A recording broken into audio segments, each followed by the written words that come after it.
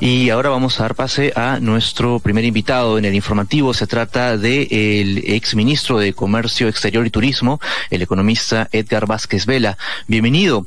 Ya concluido el debate presidencial en Chota, ya con el análisis, ¿qué propuestas de los dos candidatos considera usted que han tenido gran impacto o tendrían gran impacto para la economía peruana?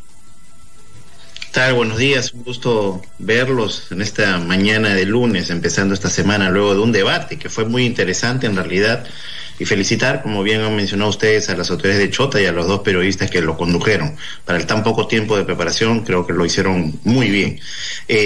Bueno, yo creo que han habido muy pocas propuestas en la parte económica. Era comprensible, creo que este primer debate no estuvo tan, digamos, estructurado en cuanto a la temática y los tiempos, por supuesto, no les permitieron profundizar. Creo que hubieron más propuestas en otros aspectos relacionados a corrupción, a salud, entre otros. Pero en lo económico es evidente que los dos puntos que han calado más han sido la propuesta de prohibir las importaciones por parte del candidato Castillo y la propuesta de entregar 40% del canon a la población por parte de la candidata Fujimori. Creo que esas son las dos propuestas que han destacado, por así decirlo, en el sentido de la atención de las personas. Y en el primer caso yo tengo que señalar, obviamente, al haber estado, haber sido partícipe de la historia de la integración peruana como un analista y además también habiendo participado como funcionario. Mi preocupación sobre lo relacionado a la prohibición de las importaciones.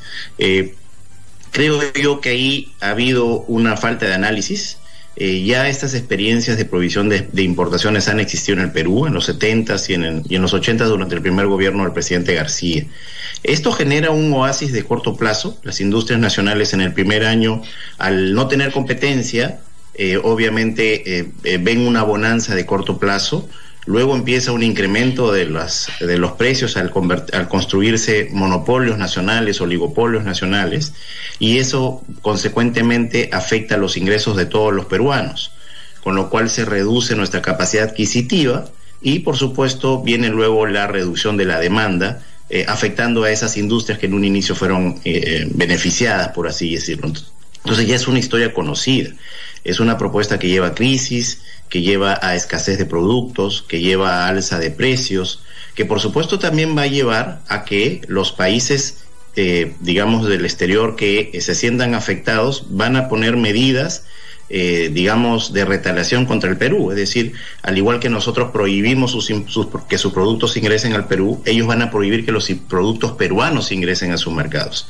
Y eso sí es muy preocupante, porque si las exportaciones peruanas también tienen dificultad de acceso a sus mercados, estamos poniendo en riesgo cerca de 3 millones de empleos asociados a estas exportaciones, digamos que estarían obviamente afectando a los peruanos. Sí. ¿Y cómo hacer para potenciar y dinamizar la producción nacional para que de alguna manera las importaciones no afecten este sector? Por ejemplo, ¿es posible que en un país como el Perú, que nosotros entregamos la papa al mundo, ahora importemos este alimento? Muy buena tu pregunta, la verdad, Raúl, y la agradezco porque me permite compartir alguna información. Esto, digamos, es un mensaje que ha calado mucho, ¿no? Se critica mucho que se importe papa. Quiero mencionar que el Perú produce anualmente 5.5 millones de toneladas de papa. 5.5 millones de toneladas de papa, ¿ok? Y el consumo promedio digamos, del Perú está abastecido en un 99.6% por esa producción. El Perú solo importa 20.000 toneladas de papa, es decir, es un equivalente al 0.4% de la papa que se consume en el país. ¿Y qué se importa? Lo que se importa no es papa en tubérculo, no se comercia papa en tubérculo. Lo que se importan son papas congeladas en bastones o preparadas, es decir, son harinas de papa que le dan forma de bastones, que sirve para la industria básicamente del fast food, porque son de procesamiento rápido. Como comprenderás, estas industrias de fast food requieren fritura rápida, ¿verdad? Una papa normal toma su tiempo, algunos minutos en freírse, mientras que las papas procesadas ya tienen, digamos, están elaboradas precisamente para que se puedan freír en cuestión de segundos. Es decir, un segmento muy pequeño que no es parte del problema real. ¿Cuál es el problema real, Raúl? Y si realmente queremos ayudar a los productores, no solo de papas, sino de distintas industrias peruanas. El problema es que el Perú tiene falta de competitividad en diversos aspectos. En el caso de la papa, no se les provee información de las intenciones de siembra. Entonces, todos siembran a la vez y hay sobreproducción. Tenemos una segmentación de las áreas de cultivo. Son 600.000 productores de papa en 19 regiones. Es decir, no hay una capacidad de coordinación entre ellos que les permita tener un mayor poder de negociación. ¿Frente a quiénes? Frente a los compradores mayoristas, que son quienes adquieren esa papa y luego la distribuyen en los mercados del Perú.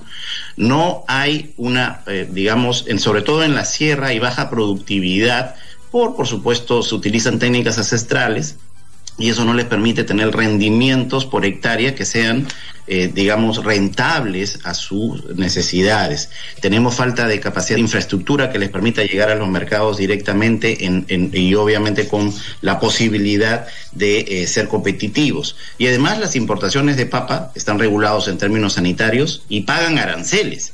Entonces, yo creo que aquí hay mucho desconocimiento de cómo funcionan los mercados. El problema no es la importación de papa en este caso, así como no lo es la importación de otros productos. El problema es interno, nuestra capacidad de generar competitividad y de resolver estos cuellos de botella que permitan a los productores tener un acceso más directo a los mercados y por ende, romper estas cadenas de proveedores y mayoristas que finalmente son los que abusan muchas veces de los productores. Y señor Vázquez, permítame incidir en las propuestas del plano económico que escuchamos el fin de semana. ¿Son viables tanto proponer revisar los contratos transnacionales para que el 70% de las ganancias permanezcan en nuestro país? Y del otro lado, ¿es también viable que el 40% del canon se destine a las poblaciones? Sobre el primer punto, para cualquier, renegociación necesitas que las dos partes estén de acuerdo. Entonces, si uno utiliza los términos de la solución de cualquier inconveniente que tienen los contratos, por supuesto que se puede sentar a conversar con cualquier concesionario. Y en el marco de esa conversación va a depender de los planteamientos que hagan uno y otra parte y se verá si se pueden poner de acuerdo. El problema no es iniciar una conversación para poder encontrar los términos de un acuerdo mutuo entre el Estado y el concesionario en el marco del contrato de concesión. El problema es que el mensaje asociado ha sido que si no se ponen de acuerdo, se estatizaría. Entonces, si ya ese es el mensaje de entrada, por supuesto que va a haber una animadversión desde los concesionarios porque van a enfrentar una negociación hostil. Entonces, veo muy poco probable un escenario en el que se pueda llegar a un arreglo amistoso en ese sentido y bueno, estatizar estas empresas nuevamente. Seguro suena muy bien, pero el Perú ya pasó por estas circunstancias y lamentablemente hay que señalarlo. No es que estemos contra el Estado, se necesita Estado en salud, en educación, en seguridad, pero en las empresas el Estado es el peor empresario. Ha quebrado empresas, se llena de corrupción, los ingresos de esas empresas se distribuyen entre una élite de funcionarios públicos que luego son los beneficiados. Es decir, esas situaciones ya las hemos vivido en el Perú.